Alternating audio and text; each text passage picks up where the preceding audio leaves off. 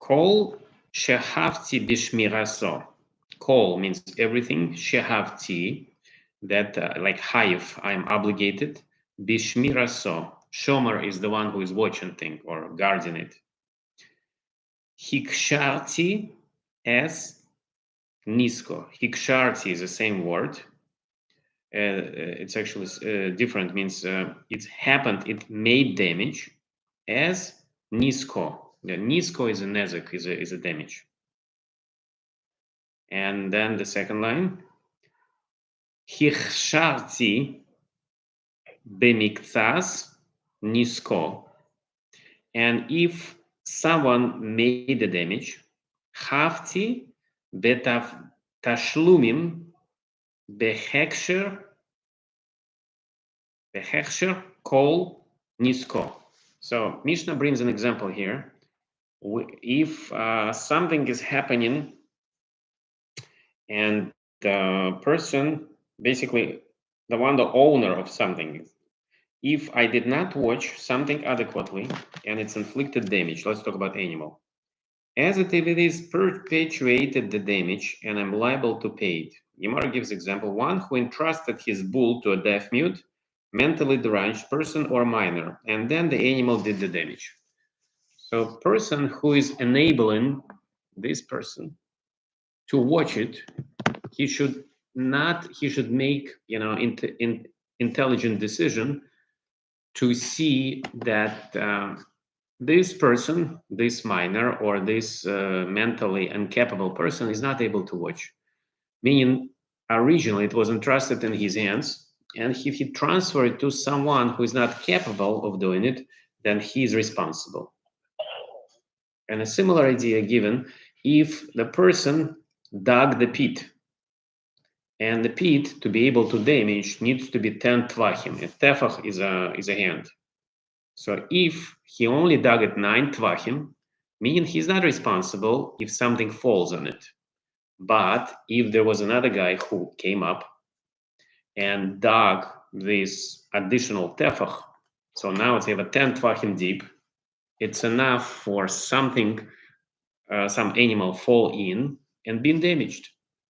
Meaning the guy who perpetuated this additional one tefach, even though the other guy who dug the pit originally dug 9 tvachim, which is a bigger hole, but until it reached 10, it was not qualified as the bore that is capable of making the damage. So if animal falls in, only the second guy who dig additional tefach is obligated to compensate for the damage. So here we have it's a Yad Avram. Rashi quotes the teacher who renders, if it is incumbent upon me to make reparations for its damage. In other words, since I was responsible to watch it and I neglected to do so, I must compensate for the damage. So now back to the second part of it about partial damage. Even if I'm partially responsible for the damage, I'm obligated to pay for the entire damage. As thought, I was completely responsible. Yeah, we did this, the pit business. After the capable of killing animal falls, Tanaim agreed that one who completed the pit is fully responsible. The pit of 9 hand breath, as a rule, cannot kill the animal.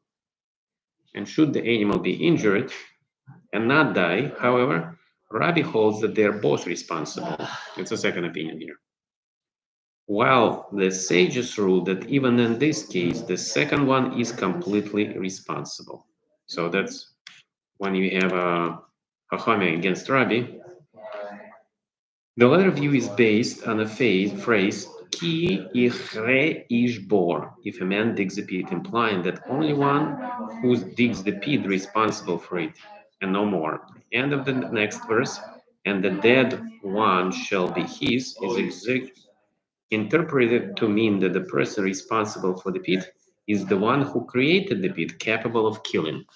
It's back to the idea that only that additional tefach made it a killing pit, while before it wasn't. So should we do the second part of the Mishnah? and I'm at the bottom line, the fourth line of this page. Nechasim sheyesh behem meila, nechasim shel bnei bris. So they're talking about the property which is not subject to meila, and only property that can be meila is a property that belongs to hekdesh, meaning belong to a temple. And when, let's say, if someone donated bull to hekdesh, dedicated to a temple, and now this bull is ownerless, meaning bull does not belong to a person anymore. Basically, a bull wandering the streets, and it's almost hefker, it's almost no bull, but they actually belong to a temple. So the guy, I don't think he's responsible any longer. And that's why that bull is not, there's no owner, and hekdesh would not be paying the reparations. And same, it's apply. Imagine the person made another case. I don't know if exactly from this Mishnah, but Gemara mentioned the case where there's a person whose bull made damages, and to compensate the damages, the bull, the second bull who belonged to that person, is responsible. It means the first payment is coming from the cost of that bull. And one bull, let's say, killed another bull, and the cost of the first bull is 100 shekels, and the cost of the second bull is 50. So 50 would be coming from the cost of the bull, and second part will be coming from the guy's pocket. So they say the source for the payment here, Mishnah finished it, anywhere except for the premises owned by the damager and the premises of the damager and the damager. So that's not the case. The damager will be responsible for damages only if his animal is not restrained, and let's say this animal made damages in a public property.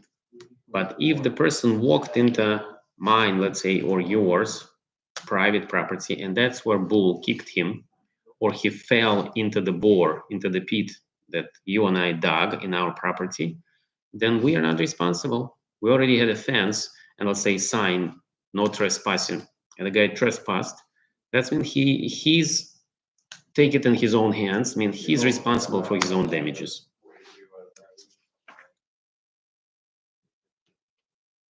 Yeah, and let's say back to the bull story. If the damage in bull, not the price of the damage in bull, cannot compensate for the bull that was killed by that bull, then the second part of the payment should be paid in cash if person has it. If he doesn't have it, then he should be paying it from best of his land. I think we already spoke about it, meaning that because best land is easily liquidated, can be sold in the market fast, and everyone wants the best land, that's almost as good as cash. You know, the moment you put it for sale, let's say it whatever in Brooklyn or in Florida, then you immediately have someone who was willing to buy it or in Lakewood. And that's it.